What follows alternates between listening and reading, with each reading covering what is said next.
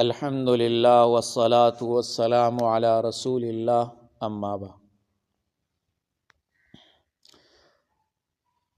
اس بیان کا عنوان ہے وزیر دفاع خواجہ آصف کے مدارس پر الزام کا جواب۔ مدارس حق کی مضبوط دیوار ہے۔ میرے محترم بھائیو، آج ایک بار پھر وہی پرانا فتنہ سر اٹھا رہا ہے، مدارس دینیہ پر الزام تراشی کا۔ وزیر دفاع خواجہ آصف صاحب نے ایک مرتبہ پھر مدارس کو شدت پسندی اور انتہا پسندی سے جوڑنے کی کوشش کی ہے۔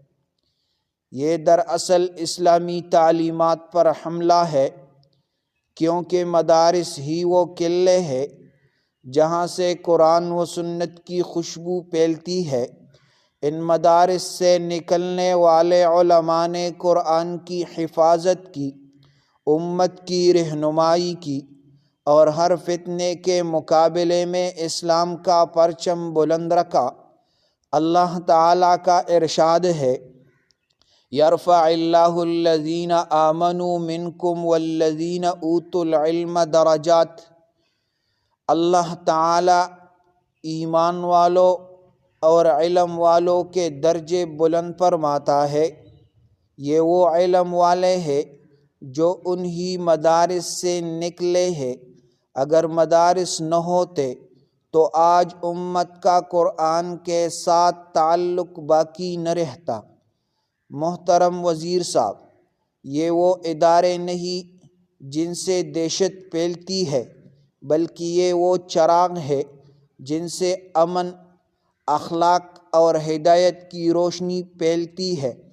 ملک میں جب کوئی مصیبت آئی تو انہی مدارسوں کے طلباء اور علماء نے سب سے پہلے میدان میں قدم رکھا۔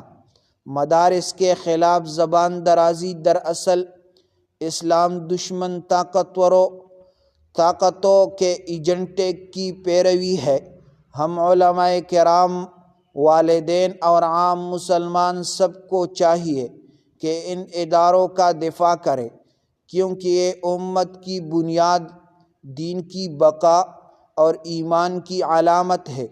حضرت مولانا اشرف علی تھانوی رحمہ اللہ فرمایا کرتے تھے، اگر مدارس بند ہو گئے تو ایمان کی روشنی بچ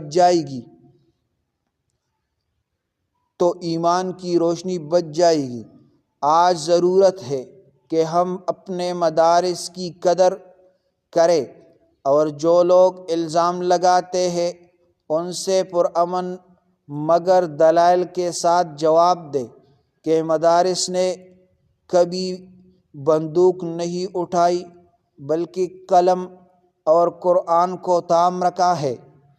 آخر میں ہم دعا کریں گے، اللہم احفظ مدارسنا وعلماءنا ودیننا واجعلها حصنا منیعا للاسلام والمسلمین، وآخر دعوانا ان الحمد للہ رب العالمین، الصلاة والسلام علی سید الانبیاء والمرسلین، جزاکم اللہ۔